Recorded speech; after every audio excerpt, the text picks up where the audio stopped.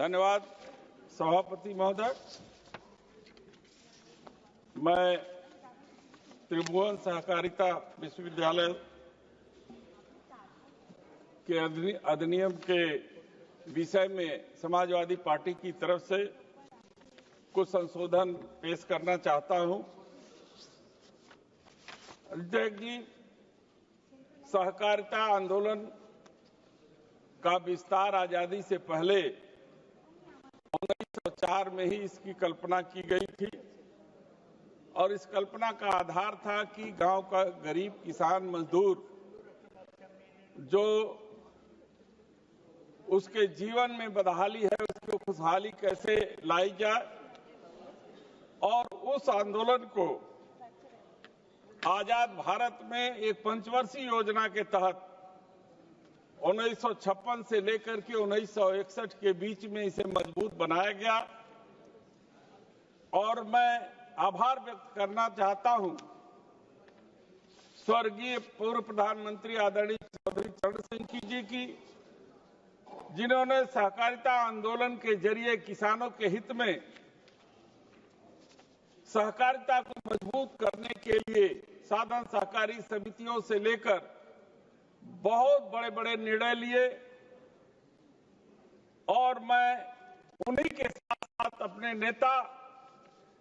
आदरणीय स्वर्गीय मुलायम सिंह यादव जी को भी बार बार धन्यवाद देना चाहता हूं कि सहकारिता को इतना मजबूत किया कि जो किसान साहूकारों के चंगुल में फंसा था, वो तमाम गरीब समाज के लोग जो कर्ज लेकर के उसकी अदायगी नहीं कर पाते थे, उन लोगों को निजात देने के लिए साधन सहकारी समितियों को मजबूत किया। मत्स्यजीवी सहकारी समितियों के माध्यम से समाज के कमजोर वर्ग, माझी, मलाह, बिंद, इनको भी लाभ पहुंचाने के लिए योजनाएं बनाई, जिसमें मछुआरों को तालाब आवंटित करने एवं नदी पर अधिकार, नदी से निकलने वाली जो खनिज है उस पर उनको अधिकार देने का प्रयास दे करके उनकी स्थिति को भी ठीक करने की कोशिश की गई। दुग्ध सहकारी समितियां बना करके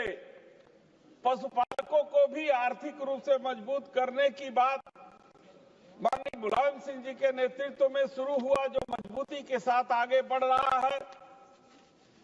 मैं इस बिल के विरोध में इसलिए खड़ा हूं क्योंकि सहकारिता आंदोलन को आज पहली बार शिक्षा से जोड़ा जा रहा है और जो बहुत से प्रश्न चिन्ह खड़ा करता है, जिसका निराकरण सदन में होना चाहिए कि उस विश्वविद्यालय का स्वरूप क्या होगा, संचालन हेतु बनाए जाने वाले बोर्ड की भूमिका क्या होगी, बोर्ड के सदस्यों की नियुक्ति में किसानों की क्या स्थिति होगी, जो उसमें सहकारिता से जुड़े लोगों की क्या स्थिति होगी, बोर्ड के सदस्यों की श्रेणी कृषि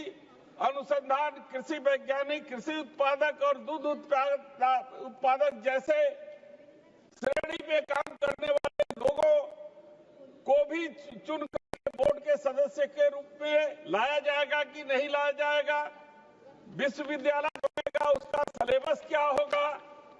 क्या वह सिलेबस यूजीसी के नियमों के अनुसार होगा,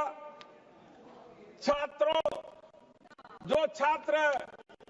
डिग्रियां लेकर उस विद्यालय से निकलेंगे उनका भविष्य क्या होगा, उनका सिलेबस क्या इस लायक होगा जिससे कि वो देश और दुनिया में वो किसी भी कंपटीशन में अपने आप को स्थापित करें या क्या स्वयं का वो काम करने के लिए उनको उस लायक बनाया जाएगा। टेक्निकल ये पूरी तरीके से स्पष्ट होना चाहिए।